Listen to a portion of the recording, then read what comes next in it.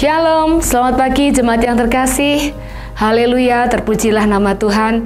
Hari ini kita bisa berkumpul untuk kita beribadah, memuji, membesarkan nama Tuhan melalui ibadah kita pada pagi hari ini.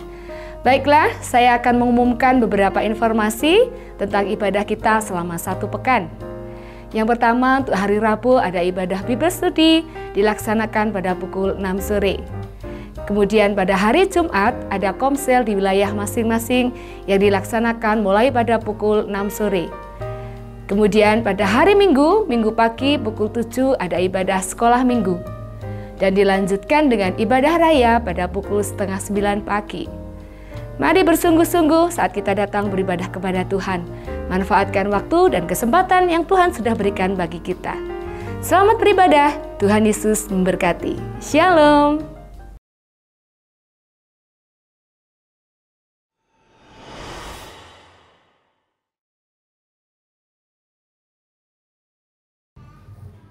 Shalom saudara. Selamat pagi. Bagaimana kabar saudara hari ini? Luar biasa. Tentunya kita semua di sini dalam keadaan yang luar biasa. Terlepas dari kemustahilan yang mungkin terjadi dalam kehidupan kita.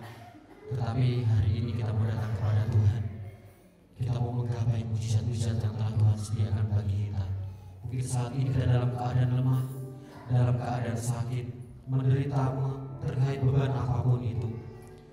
Allah mau kita meletakkan semuanya di bawah kakinya. Mari kita akan dengan sungguh-sungguh kita datang kepada Tuhan. Bahwa Tuhan mau katakan bahwa mujizat itu masih ada buat saya dan saudara. Dan mujizat itu telah disediakan untuk saya dan saudara hari ini.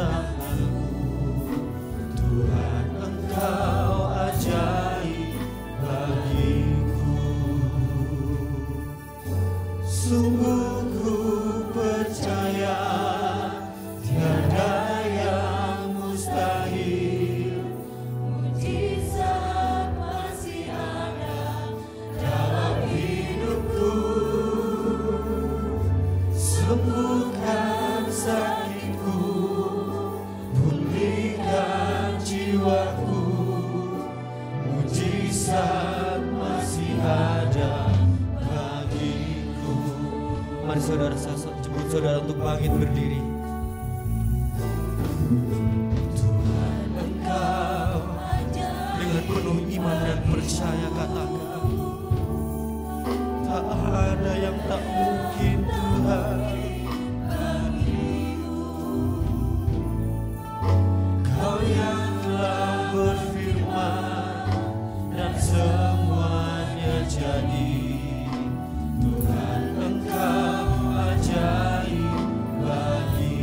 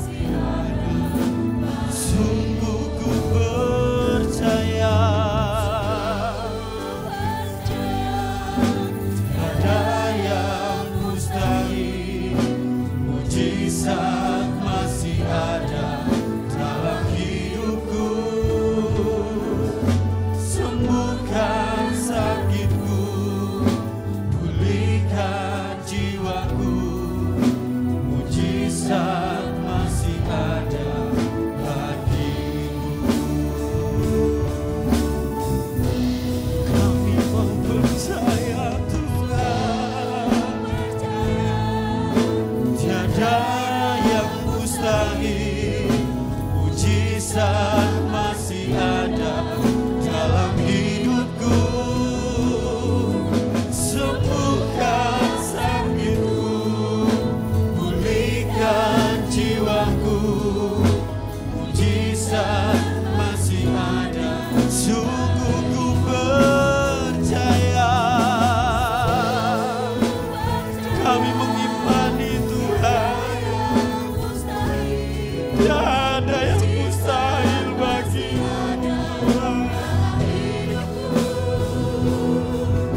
Sembuhkan sakitku, pulihkan jiwaku. Mujizat masih ada. Saya undang saudara untuk menyanyikan pujian ini. Sungguh haleluya Yesus. Mujizat masih ada Tuhan. Kasih Yesus.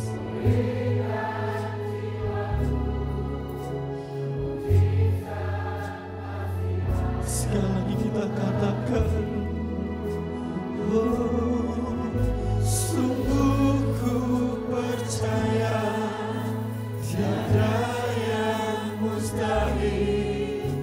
Mujizat masih ada dalam hidupku. Sembuhkan sakitku, pulihkan jiwaku. Mujizat. Mari angkat tangan kita di hadapan Tuhan, katakan, sungguh ku percaya tiada yang mustahil. Mujizat masih ada dalam hidupku. Sembuhkan sakit kami Tuhan, Kau pulihkan hidup kami Tuhan.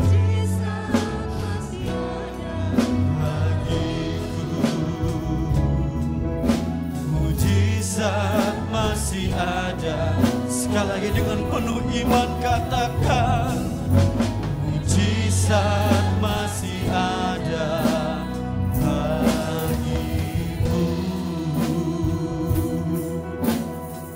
Terima kasih Yesus, terima kasih Tuhan.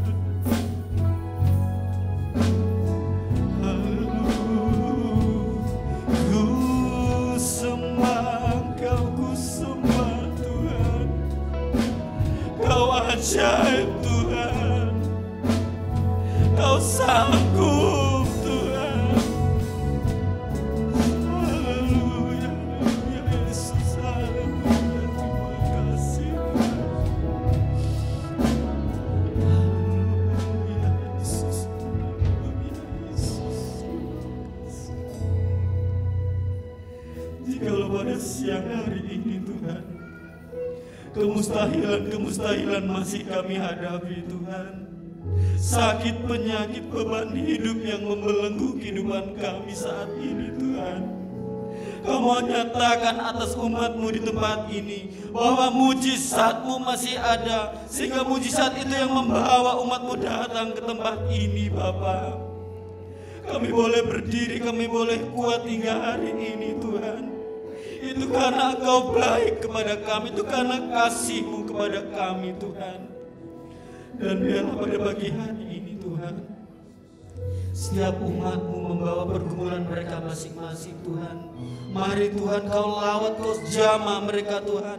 Mujizat-Mu nyatakan atas setiap kehidupan umat-Mu Tuhan. Apapun yang mungkin saat ini kami hadapi, sakit, penyakit, permasalahan ekonomi, permasalahan keluarga, atau apapun dosa yang masih membelenggu kehidupan kami saat ini, kami mau bersatu hati di dalam nama-Mu Yesus Tuhan. Kau yang akan menyembuhkan, Kau yang akan melepaskan semuanya dalam kehidupan kami Tuhan. Dan biarlah pagi hari ini kami menjemput mujizat-Mu. Kami ingin memuji, memuliakan Engkau Tuhan. Layakkan, kuduskan, dan sucikan setiap kami, sehingga setiap persembahan yang boleh kami berikan kepadamu kiranya layak di hadapan-Mu dan berbau harum bagi Engkau Tuhan. Terima Terima kasih Tuhan, terima kasih. Kami percaya mujizat-Mu nyata di tempat ini maupun bagi seluruh sidang jemaat-Mu yang mungkin saat ini tidak bersama-sama dengan kami. Kami mendoakan mereka dalam setiap pergumulan mereka Tuhan. Lawat, sembuhkan mereka, jamah dan jangkau mereka Tuhan. Mari Tuhan, biarlah kami di tempat ini untuk memuji, memuliakan nama-Mu, memberikan kehidupan kami bagi Engkau Tuhan. Dan sekali lagi Tuhan, kami siap memberikan yang terbaik bagi Engkau Yesus. Terima kasih Tuhan. Awal pertengahan akhir ibadah kami serahkan semuanya ke dalam tangan-Mu. Tutup bungkus dengan kuasa Roh-Mu. Terima kasih Tuhan, terima kasih. Ini adalah syukur kami Tuhan, hanya dalam nama-Mu kami telah berdoa dan ucap syukur. Haleluya, amin. Silakan kembali saudaraku. Puji nama Tuhan. Biar dalam setiap perkara kita, dalam setiap apapun yang mungkin kita hadapi, kita harus tetap terus mengiring Yesus. Jangan pernah kita meninggalkan Dia, karena hanya melalui Dialah kita menerima segala jawaban dan kelepasan.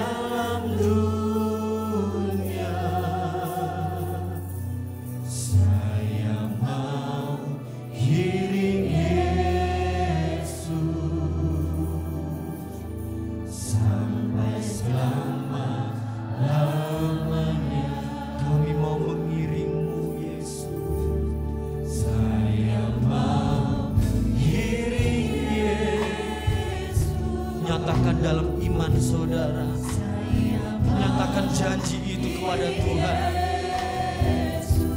Kami mau mengiringmu Tuhan.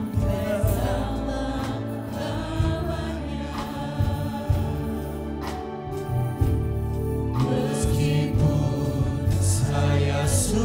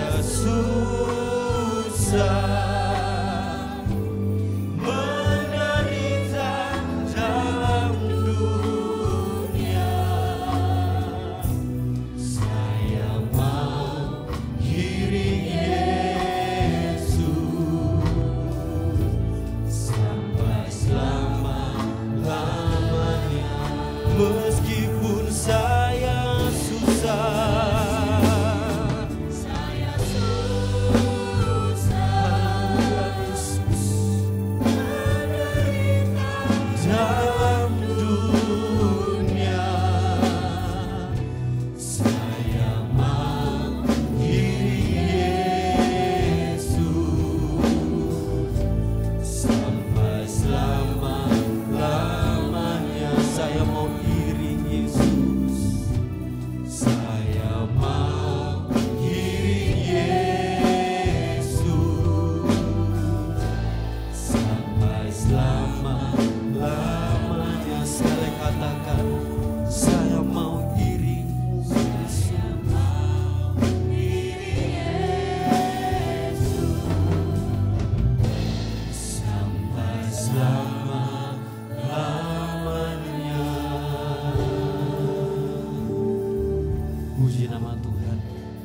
penderitaan yang saat ini kita hadapi adalah cara Tuhan untuk membentuk pribadi saya dan saudara.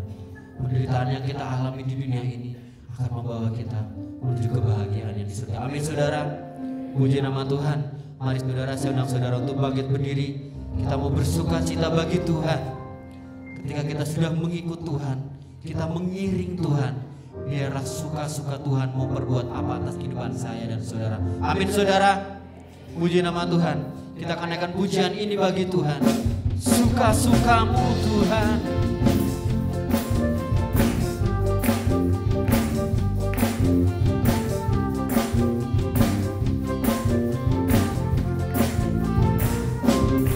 Semua hidupku telah ditebus oleh kuasa darah yang kudus. Sekarang hidupku bukan milikku lagi. Apapun yang Tuhan mau inginkan, apapun yang Tuhan mau lakukan, asalkan Tuhan ku senang, semua ku relakan, namamu dimuliakan. Suka-sukamu Tuhan, suka-sukamu Tuhan, suka-sukamu Tuhan, suka-sukamu Tuhan, suka-sukamu Tuhan, suka-sukamu Tuhan, suka-sukamu Tuhan, suka-sukamu Tuhan. Telah ditebus oleh kuasa darah yang kudus. Hidup kita ini bukan milik kita lagi saudara. Haleluya. Apapun yang Tuhan mau lakukan, asalkan Tuhan ku senang, semua ku relakan, namamu dimuliakan. Suka-sukamu Tuhan, suka-sukamu Tuhan, suka-sukamu Tuhan, suka-sukamu Tuhan, suka-sukamu Tuhan, suka-sukamu Tuhan, suka-sukamu Tuhan, suka-sukamu Tuhan, suka-sukamu Tuhan, suka-sukamu Tuhan, suka-sukamu Tuhan, suka-sukamu Tuhan, suka-sukamu Tuhan, suka-sukamu Tuhan, suka-sukamu Tuhan, suka-sukamu Tuhan. Sayang-sayang disayang, aku disayang Tuhan, aku diangkat jadi anaknya, aku disayang Tuhan. Glory, glory, glory, haleluya, glory, glory, haleluya Tuhan. Glory, glory, glory, haleluya, glory, glory. Mari bersama katakan sayang-sayang disayang. Sayang-sayang disayang, aku disayang Tuhan, aku diangkat jadi anaknya, aku disayang Tuhan. Glory, glory, glory, haleluya, glory, glory, glory, puji Tuhan. Glory, glory, glory, haleluya, glory, glory, glory, puji Tuhan. Glory, glory, glory, haleluya, glory, glory, glory, puji Tuhan. Sekali lagi katakan glory, glory, haleluya, glory, glory, glory, puji Tuhan. Puji nama Tuhan. Silakan duduk kembali saudaraku. Kita akan memberikan persembahan bagi Tuhan. Puji-pujian yang memberkati saya baru-baru ini dan sering sekali saya nyanyikan, bahwa terkadang di dalam dunia ini kita susah payah mencari segala sesuatu saudara, tetapi kita lupa kalau kita punya Yesus untuk kita menyerahkan semuanya. Beban, persoalan, masalah, penyakit atau apapun Tuhan mengatakan datanglah. serahkanlah padaku. Puji nama Tuhan, kita akan memberikan persembahan bagi Tuhan, kita akan naikkan pujian ini bersama.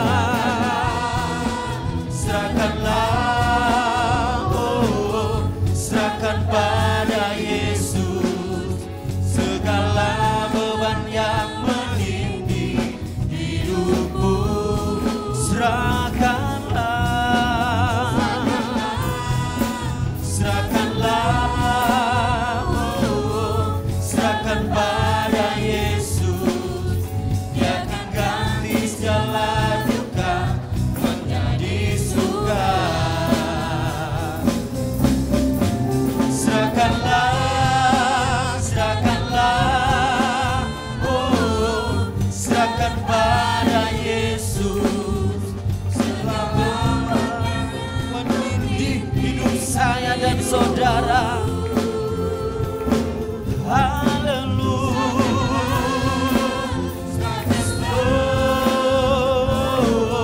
serahkan pada Yesus, Dia akan ganti segala duka menjadi suka.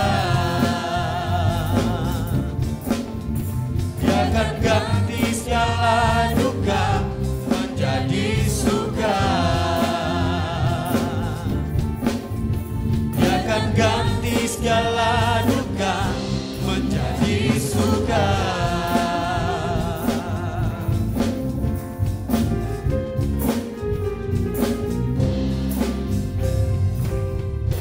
Puji nama Tuhan. Biar kita menyerahkan apa yang menjadi maksud Tuhan, apa yang menjadi rencana Tuhan atas setiap kehidupan kita. Dan akhir-akhir ini mungkin banyak dari sidang jemaat kita yang mengalami banyak hal yang di luar dari apa yang kita bayangkan, apa yang kita inginkan. Tetapi itulah mungkin maksud dan rencana Tuhan atas kehidupan kita, supaya kuasanya, mujizatnya dinyatakan atas kehidupan kita. Tinggal bagaimana saya dan saudara mau melihat apa yang Tuhan mau nyatakan atas kehidupan saya dan saudara saat ini. Kami mau datang kepada-Mu Tuhan. Ku sadar semua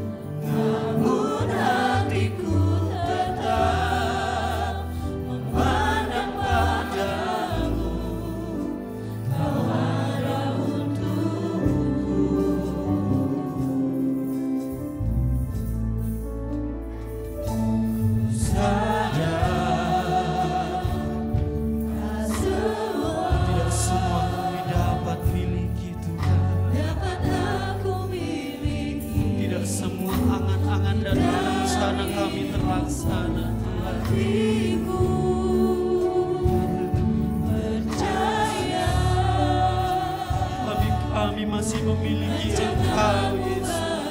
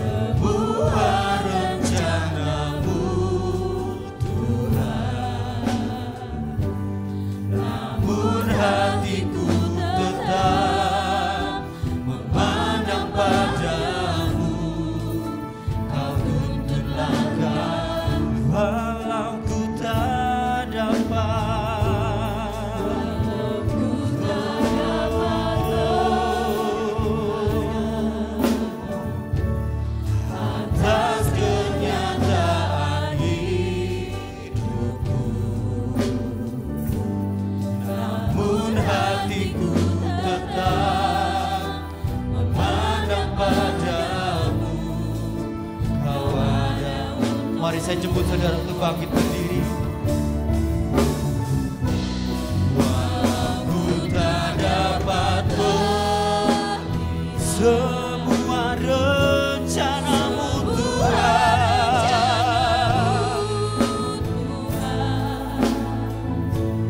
namun hatiku tetap memandang padamu.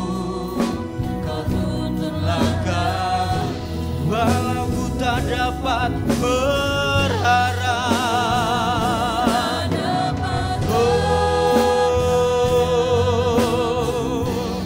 Atas kenyataan hidupku, namun hatiku tetap memandang padamu. Kau ada untukku.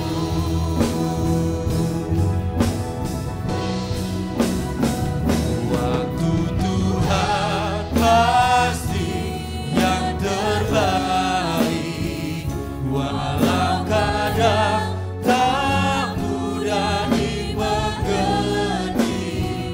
Lewati cobaan,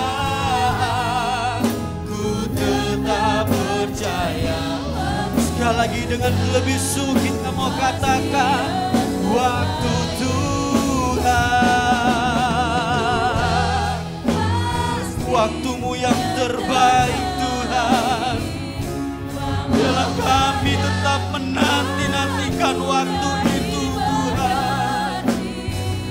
Lewati cobaan, ku tetap percaya waktu Tuhan pasti yang terbaik. Lewati cobaan, ku tetap percaya waktu Tuhan pasti yang terbaik. Kami percaya Tuhan bahwa waktu Tuhan adalah waktu yang terbaik bagi kami. Walaupun harus melewati ujian, pencobaan, tantangan dalam kehidupan ini, tetapi kami percaya Tuhan punya rencana yang terbaik. Dan rencana Tuhan tidak pernah gagal. Walaupun kenyataan hidup kami ini tertatih-tatih, seakan-akan kami tidak bisa menggapai akan semua rencana Tuhan. Tetapi manakala kami percaya rencana Tuhan pasti akan terjadi dalam setiap kehidupan anak-anak Tuhan. Terima kasih Tuhan, terima kasih Engkau sudah memberkati puji-pujian kami. Biar semuanya ini merupakan satu persembahan yang berbau harum. Dan tiba saatnya kami akan mendengarkan firman-Mu. Biar Tuhan berkarya dan Engkau hadir di tengah-tengah penyampaian firman-Mu. Pakai dan urapi kami sebagai hamba-Mu Tuhan yang akan menyampaikan firman-Mu. Dalam nama Tuhan Yesus Kristus kami berdoa. Amin. Shalom. Shalom. Ya, puji Tuhan. Kita diberkati Tuhan dengan kekuatan kesehatan dan perpanjangan umur sehingga kita boleh ibadah mempermuliakan nama Tuhan lewat puji-pujian. Dan tiba saatnya mari kita akan mendengarkan firman Tuhan. Ya. Firman Tuhan mengambil tema yaitu Allah memanggil kita untuk melakukan apa yang kudus. Allah memanggil kita untuk melakukan apa yang kudus. Jadi saya dan saudara dipanggil Tuhan bukan semata-mata hanya untuk menjadi orang Kristen, ya, punya identitas sebagai agama Kristen, tidak. Ataupun Allah memanggil kita ini supaya kita ini menjadi orang yang diberkati berlimpah-limpah. Ya, itu bukan tujuan utama Tuhan. Tetapi tujuan utama Tuhan memanggil saya dan saudara supaya kita menjadi anak-anak Tuhan yang melakukan atau berbuat apa yang kudus. Nah, itu tujuan ya. Tujuan Tuhan. Ini bagian daripada rencana Tuhan untuk kita sebagai umatnya. Mari kita akan membaca 1 Tesalonika pasal yang keempat. 1 Tesalonika pasal 4 ayat 1 sampai ayat yang ke-7. Dibacakan semuanya. Nasihat supaya hidup kudus. Akhirnya saudara-saudara, kami minta dan nasihatkan kamu dalam Tuhan Yesus. Kamu telah mendengar dari kami bagaimana kamu harus hidup supaya berkenan kepada Allah. Hal itu memang telah kamu turuti, tetapi baiklah kamu melakukannya lebih bersungguh-sungguh lagi. Kamu tahu juga petunjuk-petunjuk mana yang telah kami berikan kepadamu atas nama Tuhan Yesus. Karena inilah kehendak Allah, pengudusanmu. Karena inilah kehendak Allah, itulah pengudusanmu, yaitu supaya kamu menjauhi percabulan. Ya, pengudusan ini supaya kita anak-anak Tuhan menjauhi atau kita tidak terlibat dalam percabulan. Terus supaya kamu masing-masing mengambil seorang perempuan menjadi istrimu sendiri dan hidup di dalam pengudusan dan penghormatan. Bukan di dalam keinginan hawa nafsu seperti yang dibuat oleh orang-orang yang tidak mengenal Allah. Dan supaya dalam hal-hal ini orang jangan memperlakukan saudaranya dengan tidak baik atau memperdayakannya. Karena Tuhan adalah pembalas dari semuanya ini, seperti yang telah kami katakan dan tegaskan dahulu kepadamu. Allah memanggil kita bukan untuk melakukan apa yang cemar. Ya, Allah memanggil kita bukan untuk melakukan apa yang cemar, melainkan apa yang kudus. Ya, ini tema yang kita angkat pada pagi hari ini ya. Jadi Allah memanggil kita bukan untuk melakukan apa yang cemar. Ya, cemar di sini kaitannya dengan percabulan seperti ayat yang di atas tadi. Ya. Jadi Allah memanggil saya dan saudara bukan untuk melakukan apa yang cemar, melainkan apa yang kudus. Ya. Dimulai dari ayat 1. Ini nasihat Rasul Paulus kepada jemaat di Tesalonika. Ya. Akhirnya saudara-saudara kami minta dan nasihatkan kamu dalam Tuhan Yesus. Kamu telah mendengar dari kami bagaimana kamu harus hidup supaya berkenan kepada Allah. Jadi saya tekankan kata-kata berkenan. Ya. Bagaimana kita harus hidup supaya berkenan kepada Allah, hal itu memang telah kamu turuti. Ya.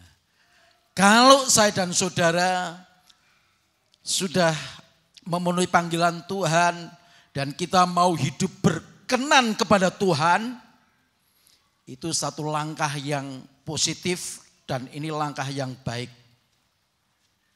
Tetapi jangan berhenti sampai di situ, saudara. Karena nasihat Rasul Paulus demikian, saudara.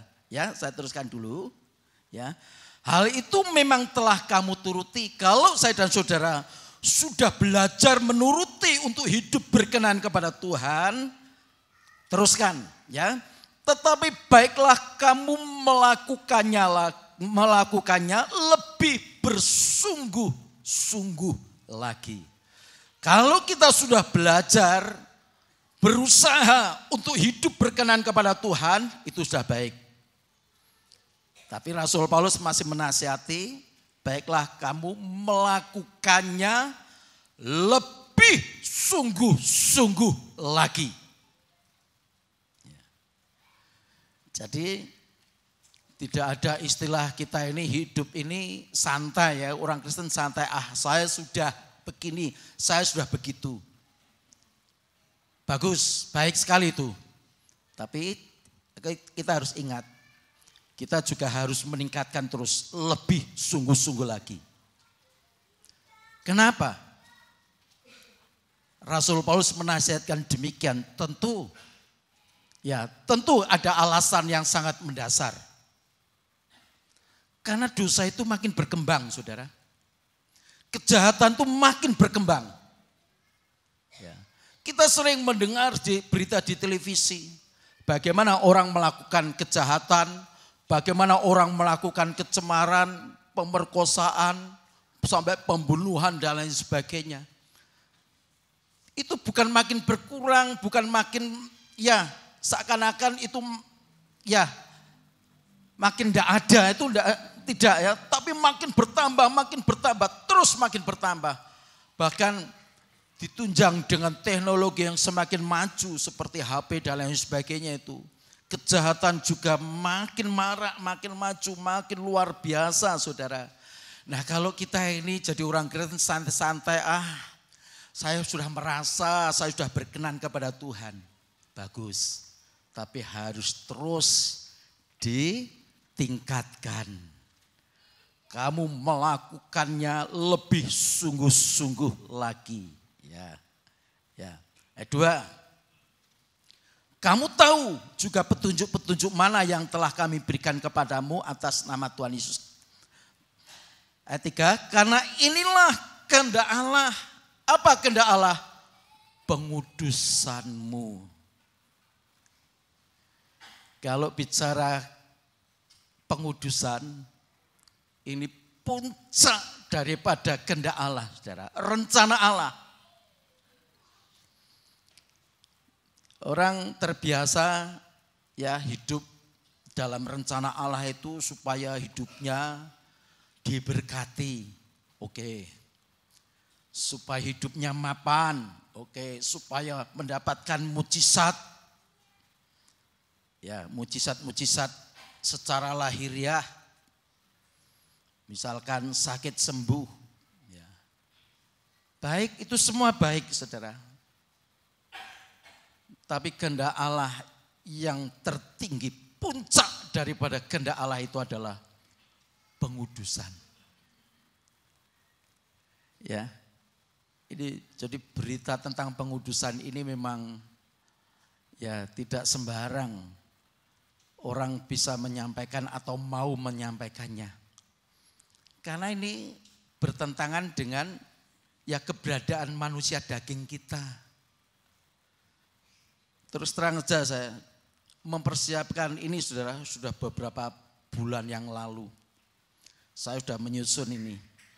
Tapi saya masih pergumulkan terus. Akhirnya saya ganti dengan tema. Saya mau kembali lagi kepada pergumulan ini, tema ini, saudara. Belum jadi lagi. Kenapa demikian? Karena menyampaikan berita tentang pengudusan ini tidak sembarangan, saudara. Tidak sembarangan. Bagaimana kalau saya tidak hidup kudus, kemudian saya menyampaikan tentang kekudusan, saudara. Saya berkata kepada Mbah Kindu, kepada Pak Thomas pada waktu di Wonosari, saya makin sadar sekarang. Jadi apa yang saya khotbahkan, saya harus bertanggung jawab dengan apa yang saya khotbahkan. Pertanggungjawaban saya terutama di hadapan Tuhan dan juga di hadapan jemaat. Itulah sebabnya saya merasa semakin saya dipercaya untuk menyampaikan firman Tuhan, itu merupakan satu beban pertanggungjawaban yang tidak ringan, saudara. Ya, itulah sebabnya saya terus bergumul terus. Sehingga hari ini seizin Tuhan saya diberikan kekuatan dan keberanian untuk menyampaikan berita ini, saudara. Ya, saya ulangi ayat 3. Karena inilah kehendak Allah. Apa? Coba sebutkan. Karena inilah kehendak Allah. Apa? Ya, yaitu supaya kamu menjauhi apa? Percabulan. Bahasa Yunaninya itu porneia. Kalau saudara mendengar kata porno, ya, ini asal kata, akar kata dari bahasa Yunani, porneia. Itu artinya apa? Ya, hubungan seksual atau persetubuhan di luar nikah. Termasuk perselingkuhan. Allah memanggil saya dan saudara bukan untuk melakukan apa yang cemar, terutama percabulan. Ya, porno. Bukan. Allah memanggil saya dan saudara supaya melakukan apa yang kudus. Ini kehendak Allah. Ini bukan kehendak manusia. Ini bukan kehendak Rasul Paulus, tapi ini kehendak Allah. Ya. Maka di ayat 4 dikatakan, supaya kamu masing-masing mengambil seorang perempuan menjadi istrimu sendiri dan hidup dalam pengudusan dan penghormatan, bukan di dalam keinginan hawa nafsu seperti yang dibuat oleh orang-orang yang tidak mengenal Allah. Jadi bicara pernikahan, anak Tuhan dengan yang bukan anak Tuhan, ini harus berbeda. Ya, seorang laki-laki mengambil seorang istri, ya, meminang seorang perempuan menjadi istrinya, bukan karena keinginan hawa nafsu.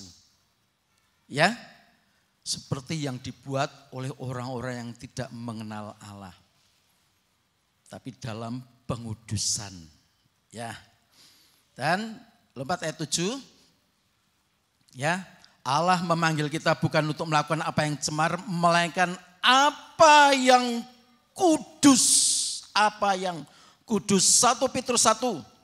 1 Petrus 1.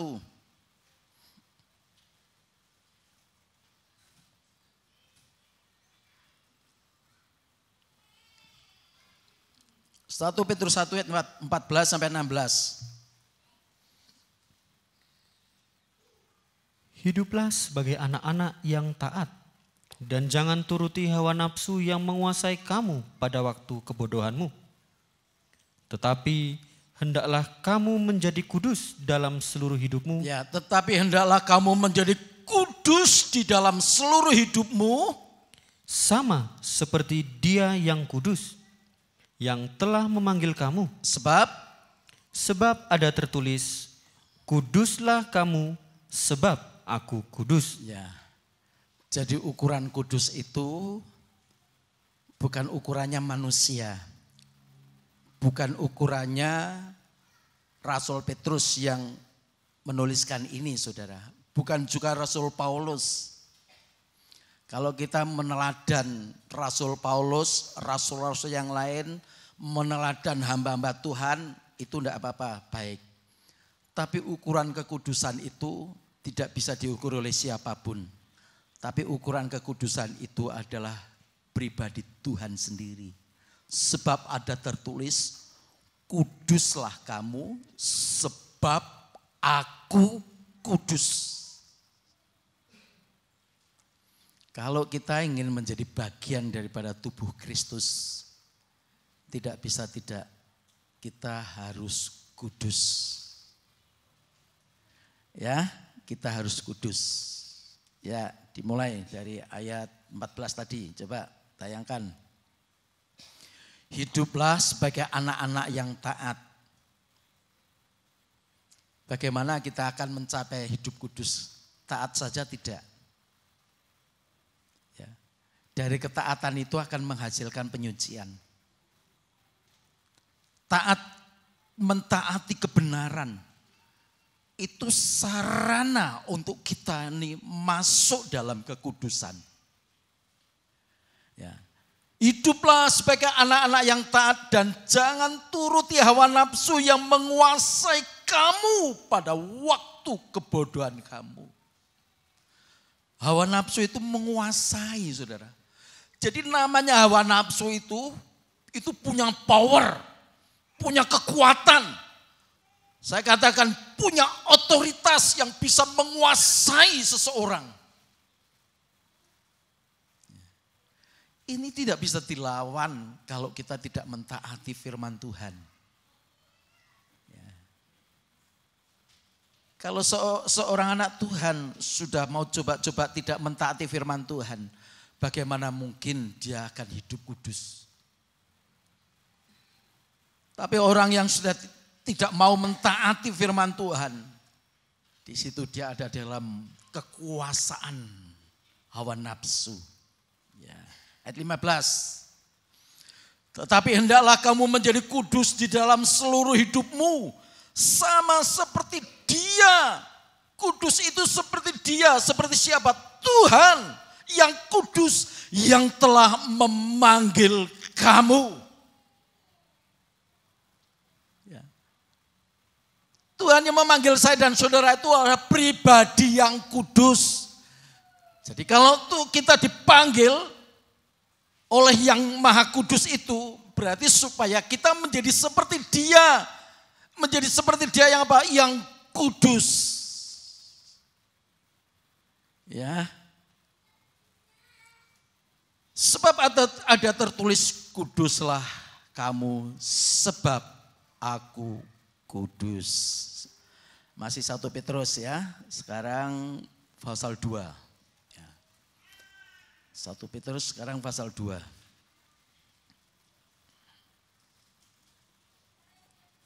Ayat 21 sampai ayat yang ke-25. Sebab untuk itulah kamu dipanggil. Iya, saya dan saudara dipanggil. Untuk itulah saya dan saudara dipanggil karena Kristus pun telah menderita untuk kamu dan telah meninggalkan teladan bagimu, supaya kamu mengikuti jejaknya. Ia tidak berbuat dosa dan tipu tidak ada dalam mulutnya. Ketika ia dicaci maki, ia tidak membalas dengan mencaci maki. Ketika ia menderita, ia tidak mengancam, tetapi ia menyerahkannya kepada Dia yang menghakimi dengan adil. Ia sendiri telah memikul dosa kita di dalam tubuhnya di kayu salib, supaya kita yang telah mati terhadap dosa hidup untuk kebenaran. Oleh bilur-bilurnya kamu telah sembuh. 25. Sebab dahulu kamu sesat seperti domba, tetapi sekarang kamu telah kembali kepada gembala dan pemelihara jiwamu. Iya. Ayat 21 ya, ayat 21 coba. Sebab untuk itulah kamu dipanggil. Apa arti untuk itulah, kata-kata untuk itulah. Ya kalau ayat di atasnya itu bicara tentang penderitaan. Kalau kita berbuat benar harus menderita, ya, itu kita sudah meneladan kepada Kristus. Sebab untuk itulah kamu dipanggil. Ya. Sebab untuk itulah kamu dipanggil, karena Kristus pun telah menderita untuk kamu dan telah meninggalkan teladan bagimu supaya kamu mengikuti jejaknya. Jadi kalau kita ini betul-betul mau hidup kudus, kita harus mengikuti jejak Tuhan. Ya, mengikuti jejak Tuhan. Namanya jejak itu apa? Jejak itu ya napak tilas ya. Jadi orang jalan itu jalan di tanah yang atau tanah agak basah itu kan ada ya tepaknya. Ya, ada tepaknya. Dulu pernah terjadi saudara ya. Orang mencuri mencuri minyak. Dulu minyak kelentik namanya. Kan ditaruh di depan toko, di dalam pasar itu. Pasar dulu enggak tertutup di kertek itu. Wah, itu dituang, mungkin dijerikan atau di mana. Pada waktu membawa pulang, itu netes minyaknya. Wah, polisi mudah sekali mengurut jejaknya. Tapi ini bukan jejak Kristus loh saudara. Jejak maling nih. Terus sampai akhirnya tiba di rumah pencuri itu saudara. Ada tepaknya netes ya. Kan minyak goreng itu, kelentik itu kan beku kan. Pagi-pagi itu beku. Terus dilihat terus. Akhirnya dengan mudah tertangkap. Ya, kalau ini jejak pencuri. Kalau Yesus jejaknya itu apa? Apa jejak Yesus itu apa? Apa? Apa jejaknya? Penderitaan. Mau menderita saudara? Wah, berat sih. Kalau ditanya ini berat. Kalau mau diberkati saudara? Lah, kalau pertanyaan mau diberkati semua kompak pokoknya. Yang ngantuk pun enggak ngantuk. Tapi kalau pertanyaannya mau menderita karena Kristus, padahal ini kalau kita tidak mau mengikuti jejak penderitaan Kristus, enggak bisa kita hidup kudus. Bagaimana sih caranya hidup kudus? Ini manusia daging saudara. Tuhan Yesus sendiri berkata ya, berkali-kali saya sampaikan, tidakkah kamu sanggup berjaga-jaga dengan aku 1 jam? Berjagalah dan berdoalah supaya kamu jangan jatuh ke dalam pencobaan. Roh memang penurut. Tapi apa? Daging ini apa? Daging ini lemah. Daging ini rentan terhadap godaan. Ya, rentan sekali terhadap godaan. Maka kalau kita tidak mengikuti jejak penderitaan Kristus, tidak mungkin kita ini bisa kudus seperti Dia. Sedangkan Tuhan memanggil saya dan saudara supaya setiap kita harus mengikuti jejak Tuhan. Memang menderita saudara. Tapi di balik penderitaan itu ada sukacita yang luar biasa. Yang tidak bisa diberikan oleh siapapun, yang tidak bisa diberikan oleh dunia. Itu kalau kita mau mengikuti jejak penderitaan Tuhan. Dan itu Tuhan sudah meninggalkan teladan bagimu supaya kamu mengikuti jejaknya. Apa jejak Tuhan? Ayat 22.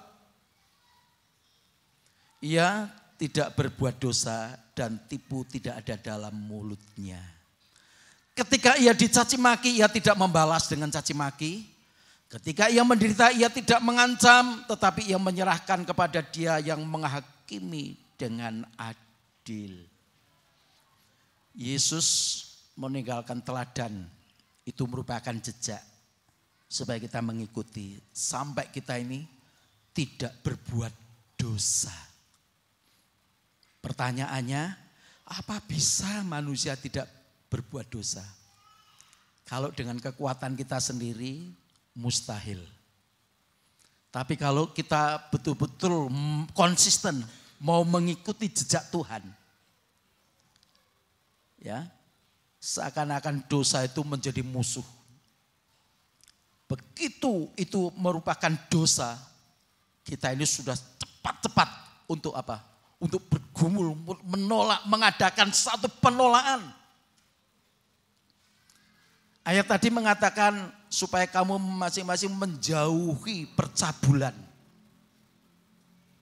Ya. Supaya kita ini jangan dekat-dekat yang namanya dosa.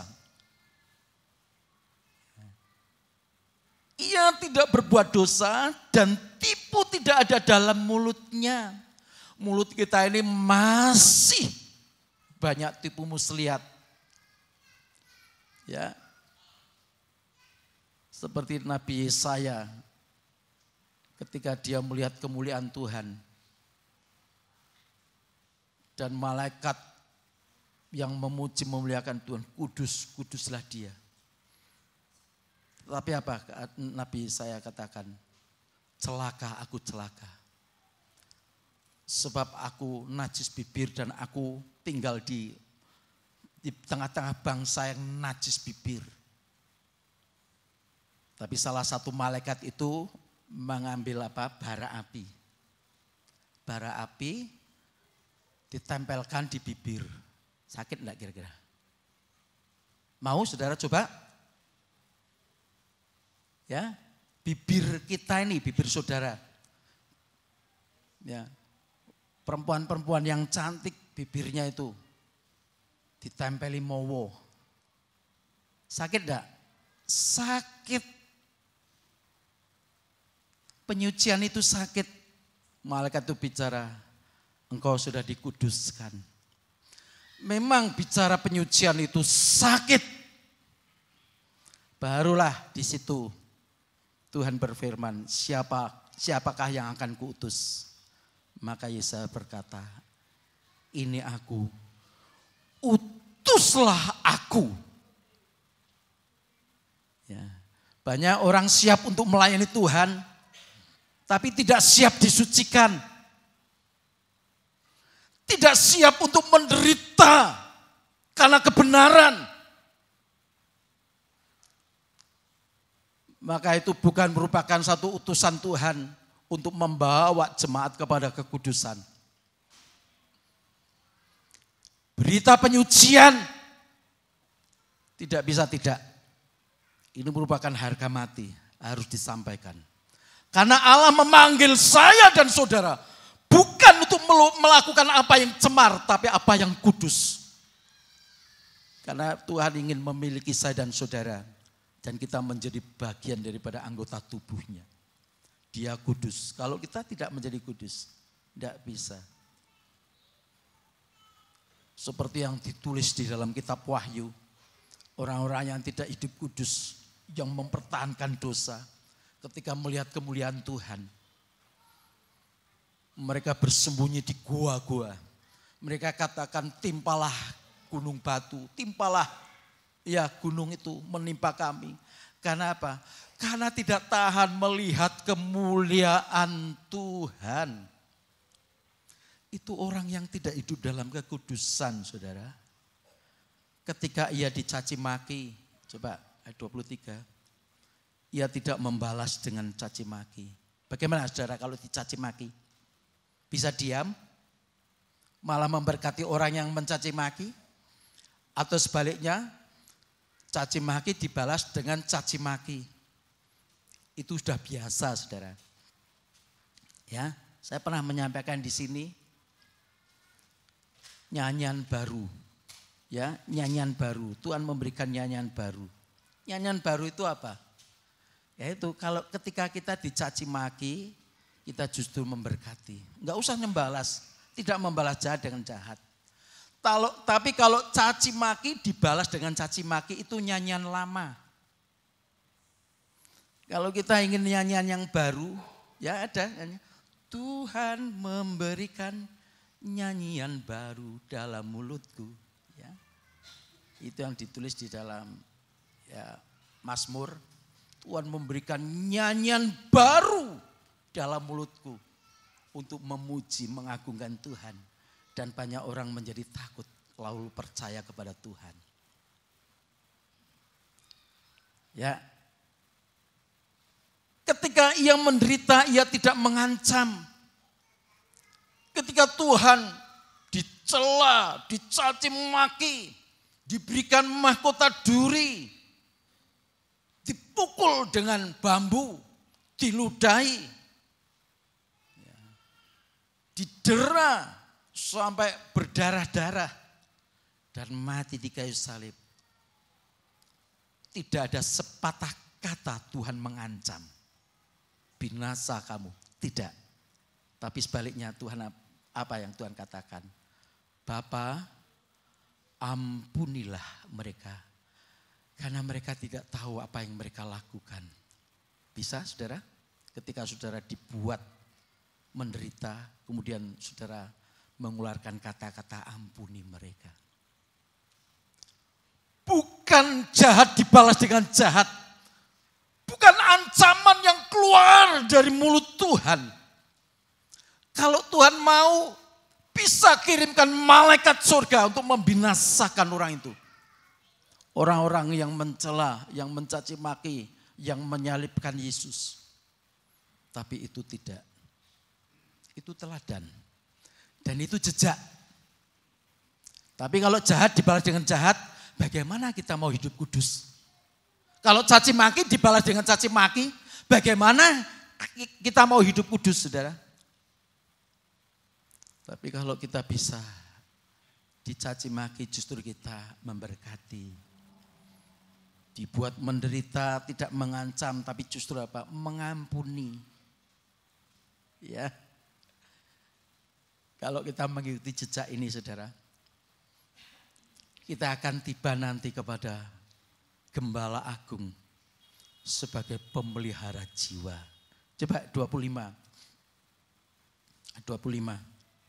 Tayangkan. Sebab dahulu kamu sesat seperti domba. Dulu ini kita sesat seperti domba. Tidak ada gembala yang siap dimangsa oleh serigala. Tetapi sekarang kamu telah kembali kepada gembala dan pemelihara jiwamu. Kita kembali kepada gembala, artinya kita dipanggil.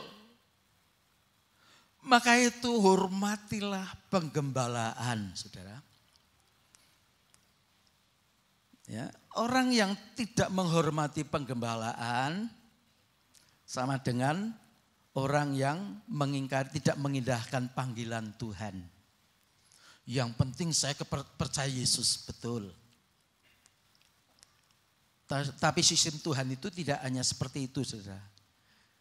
Ayat jelas mengatakan, tetapi sekarang kamu telah kembali kepada gembala dan pemelihara jiwamu. Penggembalaan ini kaitannya dengan pemeliharaan jiwa. Ya, jangan lupa. Penggembalaan ini kaitannya dengan pemeliharaan jiwa. Orang tidak menghargai penggembalaan, berarti dia tidak memiliki pemeliharaan jiwa. Yang penting kan saya percaya kepada Tuhan. Betul. Tapi Tuhan juga percayakan setiap gembala-gembala yang Tuhan percayakan. Itu sebagai pemelihara jiwa. Ya, saya ngomong-ngomong dengan teman saya lewat telepon karena gembalanya ada masalah. Ya, masalah intern ya, tidak perlu saya sebutkan. Ya, kamu harus dukung gembalamu. Kamu nanti akan merasakan bagaimana pemeliharaan Tuhan. Tapi kalau kita anak-anak Tuhan jemaat tidak mendukung gembala. Ya, memang yang didukung itu manusia. Tapi otoritas itulah yang kita hargai. Saya katakan, kamu dukung gembalamu. Kamu nanti akan melihat, merasakan pemeliharaan Tuhan atas kehidupan kamu. Dia katakan amin. Ya. Saya bertemu dengan anak salah seorang pendeta di Wonosobo. Ya, yang papanya meninggal diganti anaknya. Ya, di rumah duka saya ngomong-ngomong, saya panggil dia Pak, padahal usianya jauh lebih muda dari saya. Dulu saya belum pernah mengambil dia Pak. Dia katakan, "Bu, jangan panggil saya Pak. Saya bukan semata-mata menghargai Anda sebagai manusia, tapi saya menghargai Anda sebagai gembala sidang. Saya menghormati otoritas yang Tuhan berikan kepada saudara." Dia semula itu begitu canggung, saya memanggil dia Pak. Saya bukan semata-mata menghormati manusianya, tapi saya menghormati otoritas Tuhan. Ya, ini pelajaran untuk jemaat. Kok diam semua, amin? Diam itu memperhatikan apa ngantuk? Ngantuk? Ya silakan tidur kalau ada yang ngantuk ya. Nanti kalau pas doa tak gugah nanti. Ya. Mari kita lihat sekarang ya, Matius 22.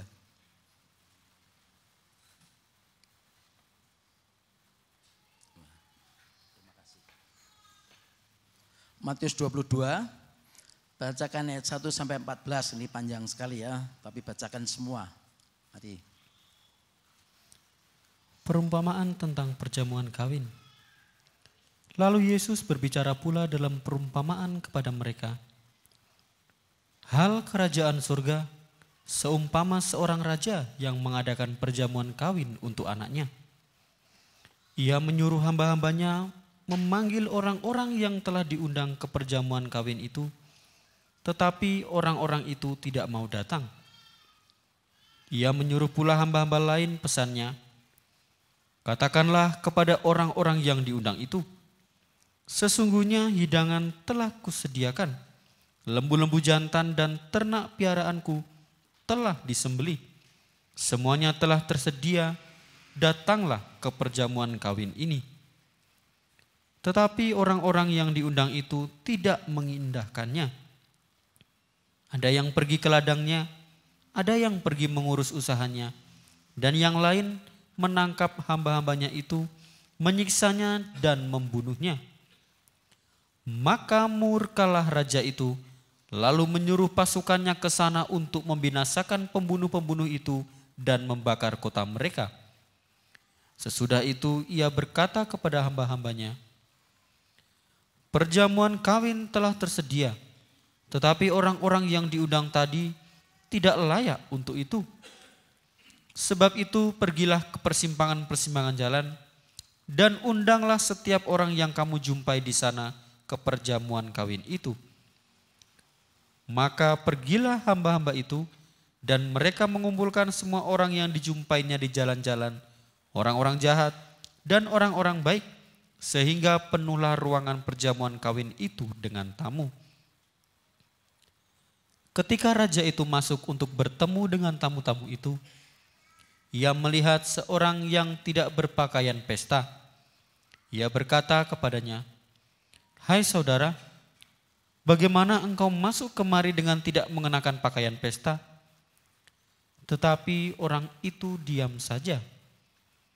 Lalu kata raja itu kepada hamba-hambanya, "Ikatlah kaki dan tangannya, dan campakkanlah orang itu ke dalam kegelapan yang paling gelap. Di sanalah akan terdapat ratap dan kertak gigi. Sebab banyak yang dipanggil, tetapi sedikit yang dipilih." Ya, ini berbicara tentang kerajaan surga. Ya, jadi kalau Tuhan Yesus berbicara tentang perumpamaan, ini kaitannya pasti dengan kerajaan surga. Ya, di Di sini perumpamaan seorang raja yang mengadakan perjamuan kawin untuk anaknya. Jadi seorang raja itu dia punya otoritas. Ya, punya otoritas, punya wewenang, punya kuasa dan bisa melakukan apa saja yang dia kehendaki. Ya. Dan yang menyuruh hamba-hambanya memanggil orang-orang yang diundang ke perjamuan itu. Ya, tetapi di ayat 3 dikatakan, tetapi orang-orang itu tidak mau datang. Ada undangan, ada panggilan untuk masuk dalam perjamuan pesta. Itu panggilan Tuhan. Allah memanggil saya dan saudara untuk masuk dalam pesta nikah anak domba. Ini panggilan. Dan raja menyuruh hamba-hambanya.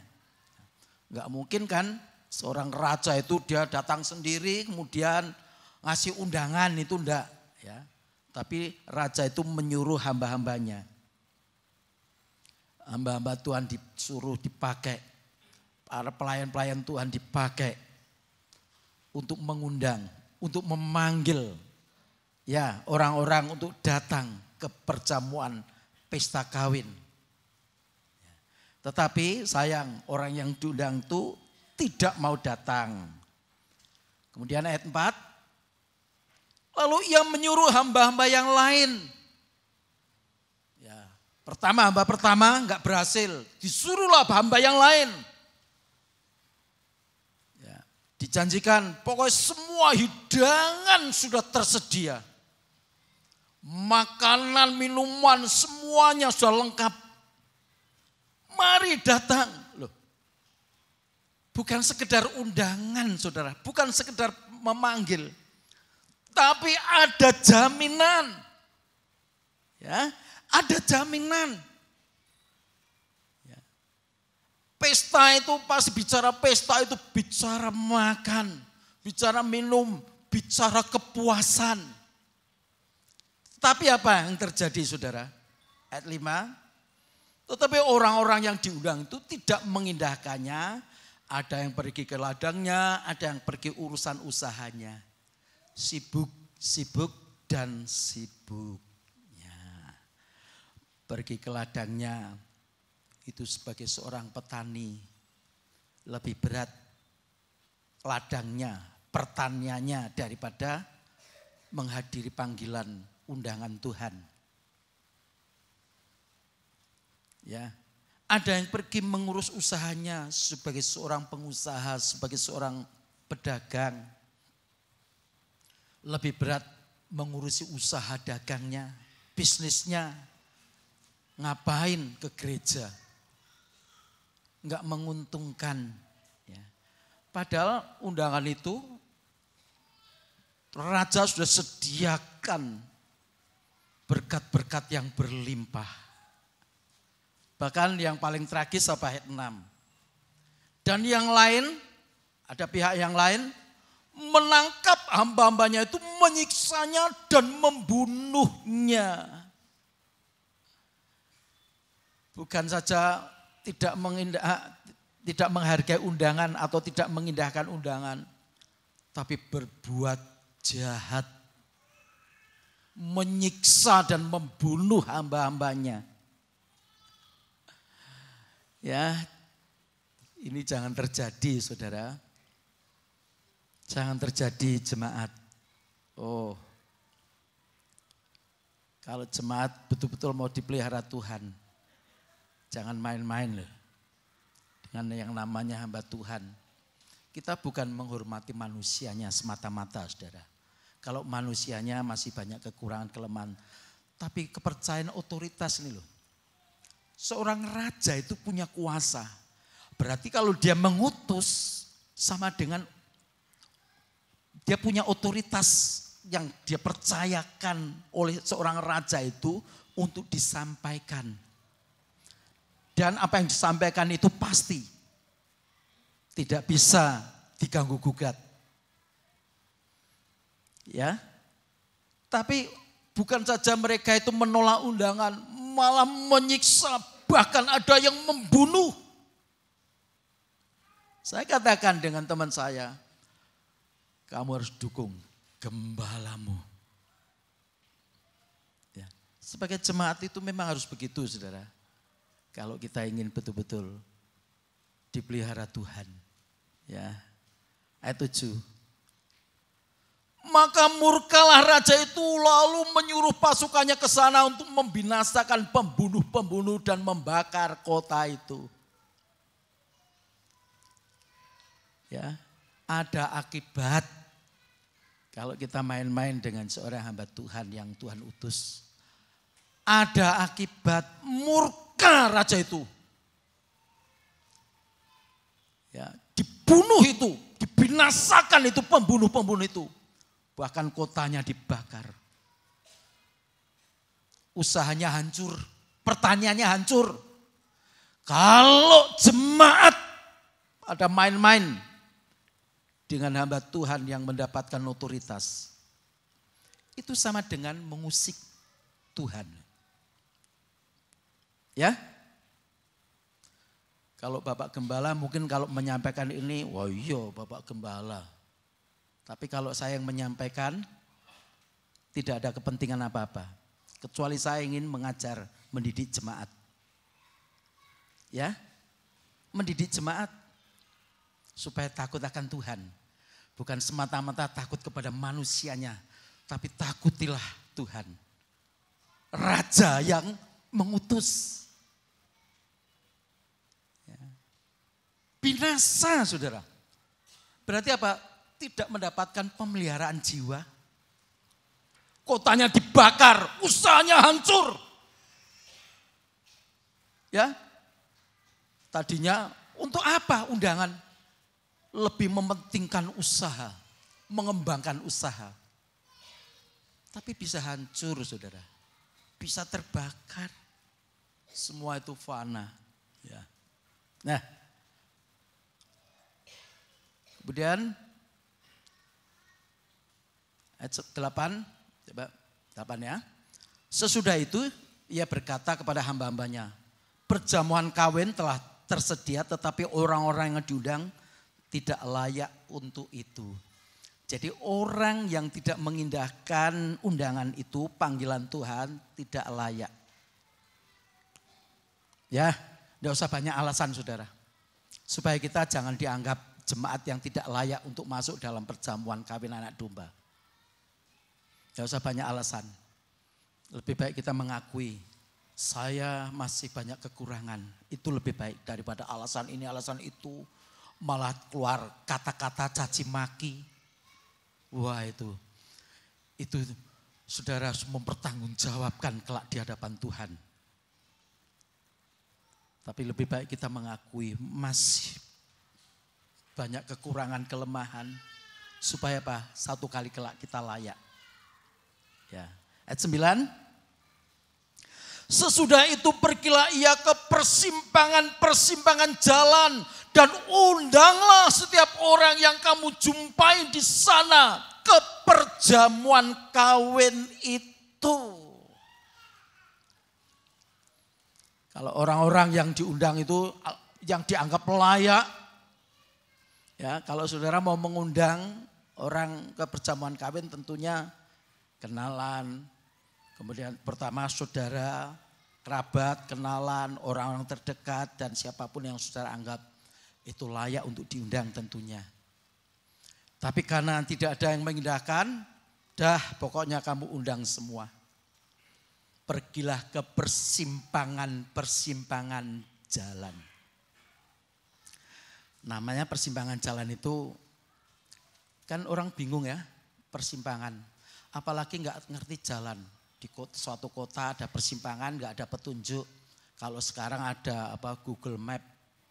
Saudara mungkin bisa, walaupun Google Map juga sering kadang-kadang menyesatkan ya. Mungkin saudara yang pernah mengendarai mobil pakai Google Map, loh kok masuk sini? Ya itu aja bisa menyesatkan. Namanya persimpangan jalan. Nggak ngerti jalan kebenaran. Mungkin saat itu kita ada di persimpangan jalan. Nggak ngerti jalan kebenaran. Nggak bisa menentukan arah mau kemana, mau ke kanan atau ke kiri, ke utara, ke selatan. Bingung. Saat kita ada di persimpangan jalan, dalam kebimbangan, kebingungan, nggak bisa menentukan arah perjalanan kita. Di situ Tuhan memanggil saya dan saudara. Ya. Saya tidak tahu nasib saya kalau saya tidak dipanggil Tuhan. Menjadi anak Tuhan. Bahkan menjadi pelayan bagi Tuhan.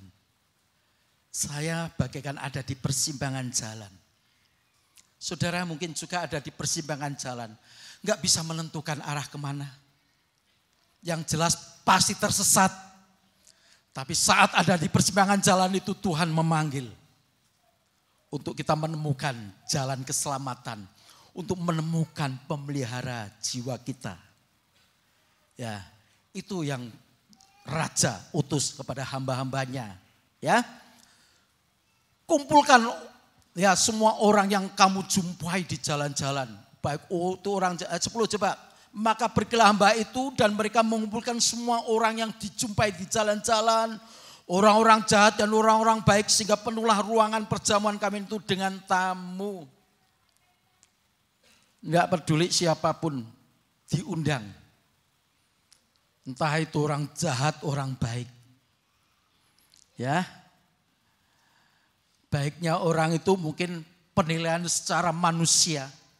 Tapi firman Tuhan sendiri katakan tidak ada yang baik, tidak ada yang benar. Semua sudah berdosa. Kita diundang, kita dipanggil kepada satu undangan. Supaya kita menikmati apa yang Tuhan sediakan. Ya. Maka penuhlah ya ruangan perjamuan kawin itu dengan tamu-tamu yang diundang. Nah, ayat 11.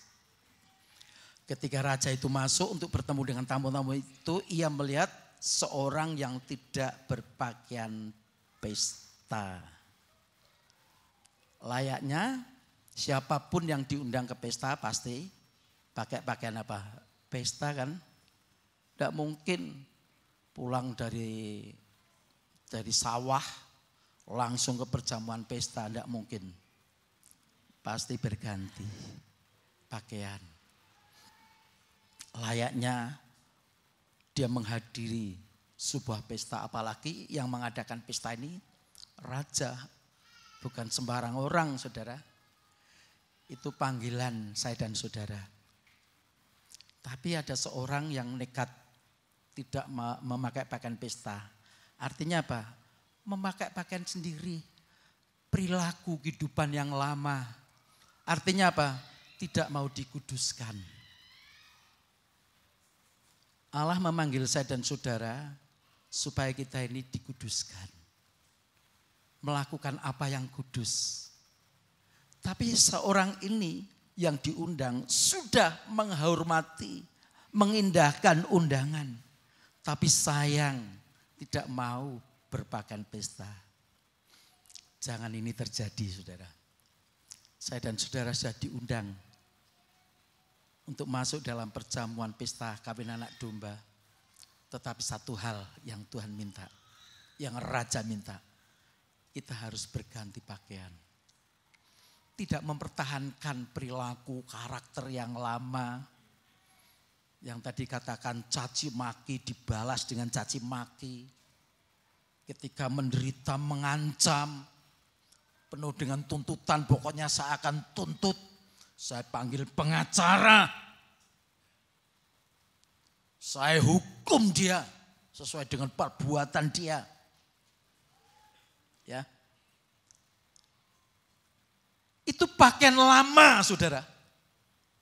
Yang tidak layak dibawa ke pesta perjamuan kawin. Ya. Kalau kita merasa saya orang paling berdosa, oke. Saya juga mengakui saya orang yang berdosa. Tapi saya mau berganti pakaian. Saya tidak mau memakai pakaian saya sendiri. Karakter saya yang lama. Saya harus berganti. Tuhan memanggil saya bukan untuk melakukan apa yang cemar. Tuhan memanggil saya harus tanggalkan ini, sesuatu yang cemar, pakaian saya yang lama, pakaian saya yang cemar. Saya harus mengenakan pakaian kekudusan.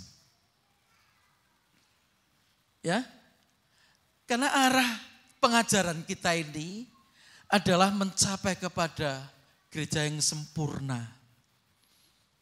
Pesta kawin anak domba yang ditulis dalam kitab Wahyu. Coba Wahyu 19.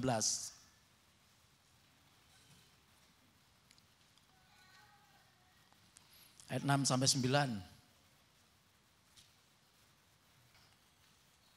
Lalu aku mendengar seperti suara himpunan besar orang banyak, seperti desau air bah, dan seperti deru guruh yang hebat, katanya, Haleluya, karena Tuhan Allah kita yang Maha Kuasa telah menjadi Raja. Ya, terus?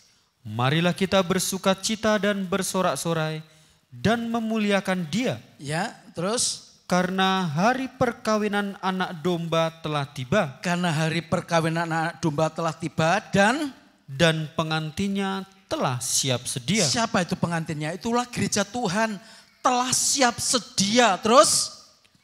Dan kepadanya dikaruniakan supaya memakai kain lenan halus. Dan kepadanya, kepada gereja Tuhan, kepada mempelai perempuan, calon mempelai perempuan itu dikaruniakan supaya memakai apa? Lenan halus, terus yang bacakan. Berkilau-kilauan dan yang putih bersih. Ya, apa itu lenan halus? Lenan halus itu adalah perbuatan-perbuatan yang benar dari orang-orang kudus. 9. Lalu ia berkata kepadaku, tuliskanlah, berbahagialah mereka yang diundang ke perjamuan kawin anak domba. Katanya lagi kepadaku, perkataan ini adalah benar, perkataan-perkataan dari Allah. Iya, perkataan dari Allah itu benar, iya dan amin. Ya, saya tekankan saja ayat yang ke-7 dan 8, ya, yang terakhir itu. Karena hari perkawinan anak domba telah tiba dan pengantinnya telah siap sedia dan kepadanya dikaruniakan supaya memakai.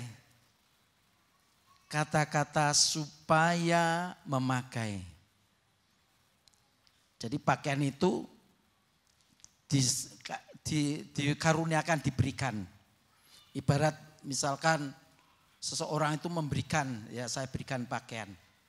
Bukan saya yang mengenakan, tapi saya hanya tugas memberikan.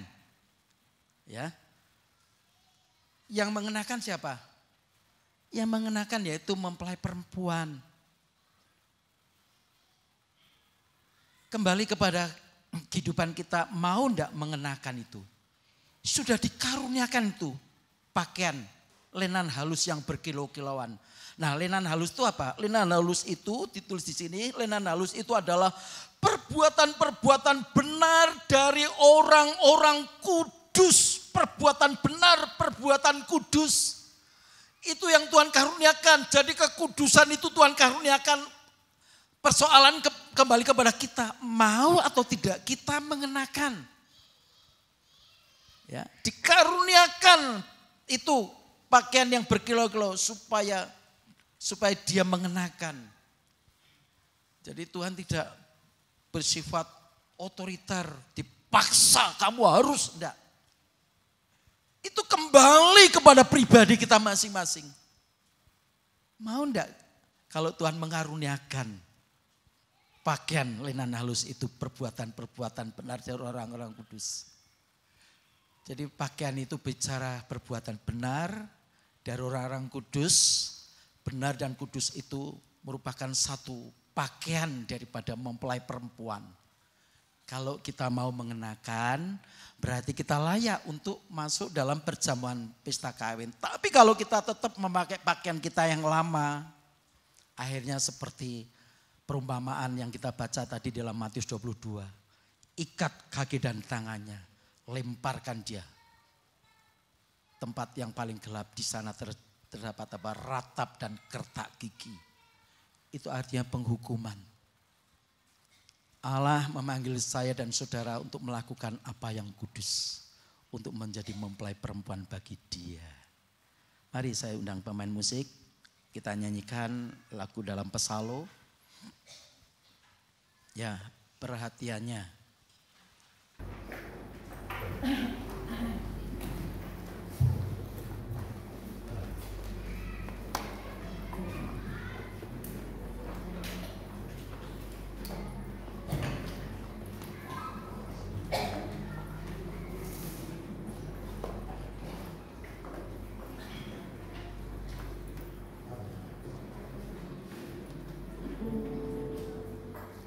Yang muda-muda ini belajar ini sudah lama sekali tidak dinyanyikan. Tapi saya rindu untuk menyanyikannya. Mulai lihat kodnya dulu, siapakah diriku ini yang begitu diperhatikan, ku tak layak menerima semuanya itu. Kemurahan yang mengangkatku untuk menerima tapisanmu, betapa besar kasih setiamu.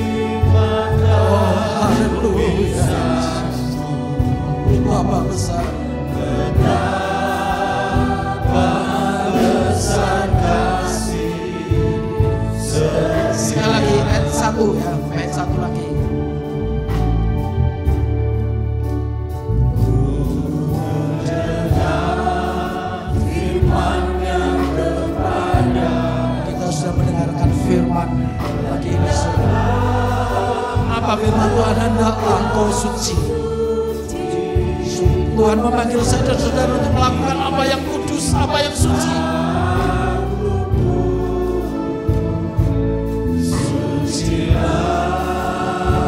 Berikanlah dirimu, berikanlah dirimu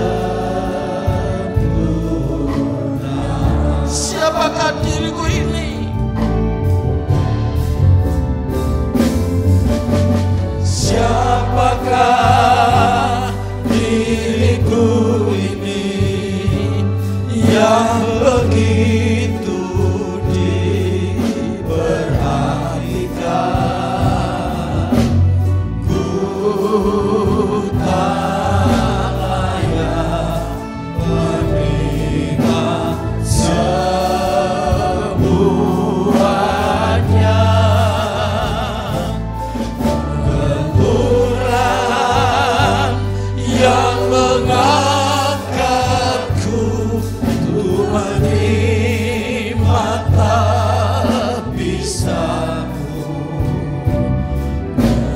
betapa besar kasih setia. Katakan, siapakah diri gini? Mari kita angkat tangan kita. Haleluya. Siapakah diriku ini? Haleluya, haleluya. Yang begitu Ada perhatian Tuhan untuk saya dan saudara. Walaupun kita ini sesungguhnya tidak layak, tapi Tuhan mau memanggil saya dan saudara untuk menerima tabisan yang daripada Tuhan, hidup dalam kekudusan. Oh, haleluya. Dia mengangkatku untuk menerima tabisanmu. betapa besar kasih setia. Betapa besar kasih setiamu. Oh, haleluya. Betapa besar kasih setiamu. Kita sembah. Haleluya.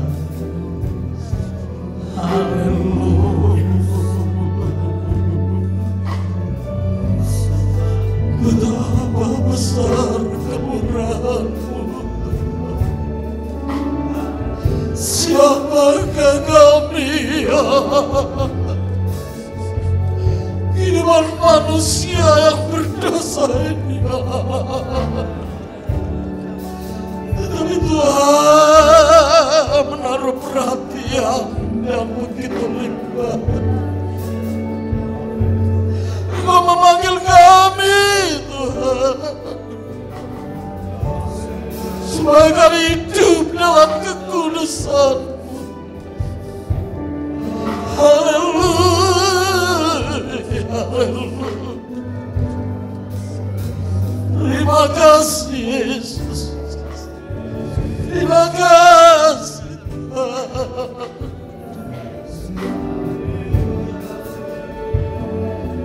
Dan intinya bibir mulut kami melakukan Engkau, Tuhan, oleh karena kasih kemurahan. Haleluya, haleluya, haleluya. Terima kasih, Tuhan, terima kasih. Engkau layakkan kami untuk menjadi bagian daripada anggota tubuh-Mu, ya Tuhan. Siapakah kami ini kalau bukan kemurahan-Mu? Terima kasih, Yesus. Mari waktu selanjutnya saya serahkan Bapak kepada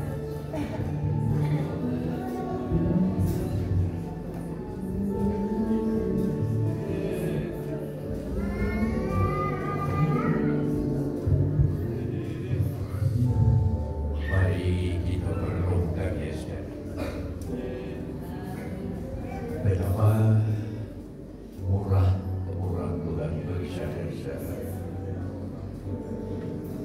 Kenapa kita harus kudus? Dia yang kudus, yang menguduskan. Kenapa kita harus benar? Karena Dia benar dan membenarkan. Ya, harus sadar. Tidak bisa benar sendiri, tidak bisa kudus. Tuhan, terima kasih firman-Mu.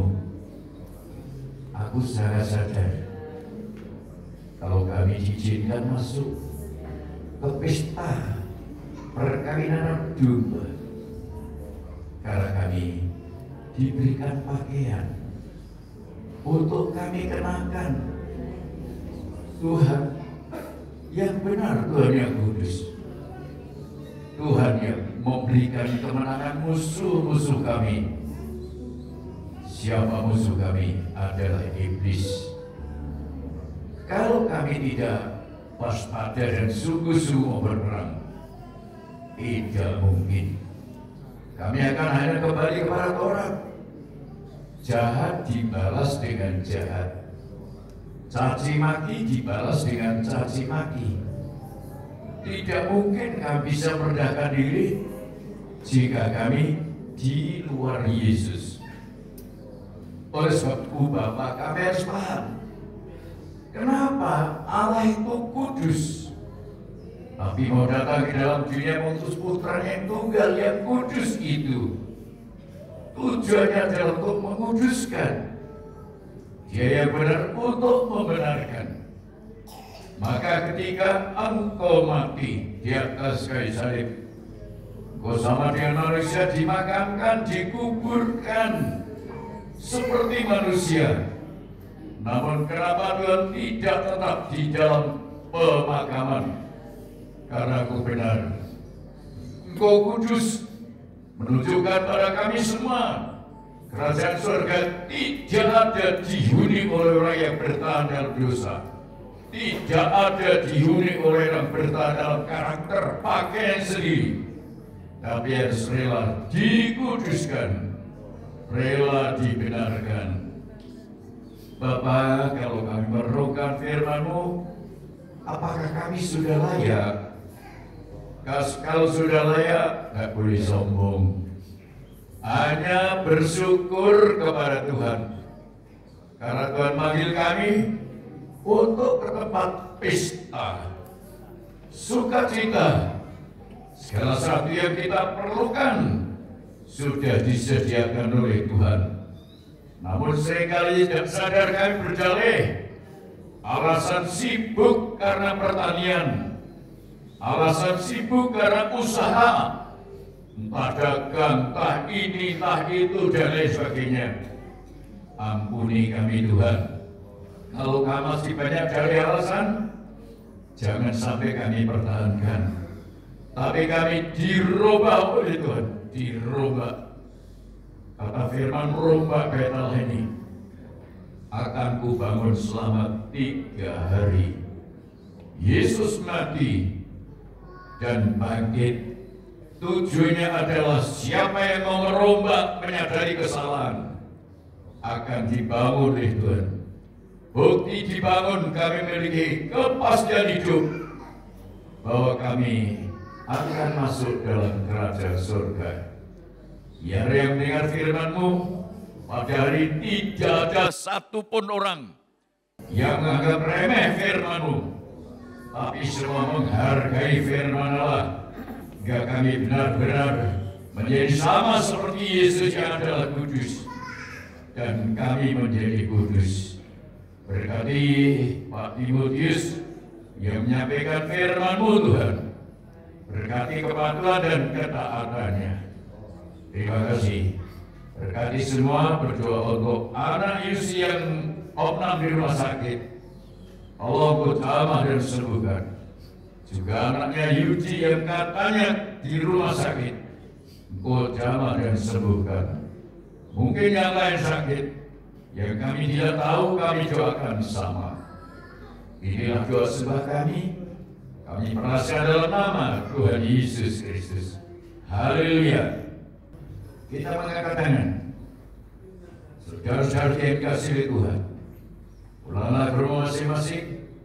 Turunlah dari berkat dan sejahtera dari Allah Bapa, cita kasih sayang dan kemurahan Sang Putra dan persekutuan Allah Rohul Kudus menyertai saudara, melindungi, menjaga, akan memberkati saudara.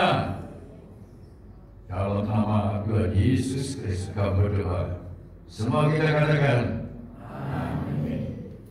Tubuh saya keluar ya saudara.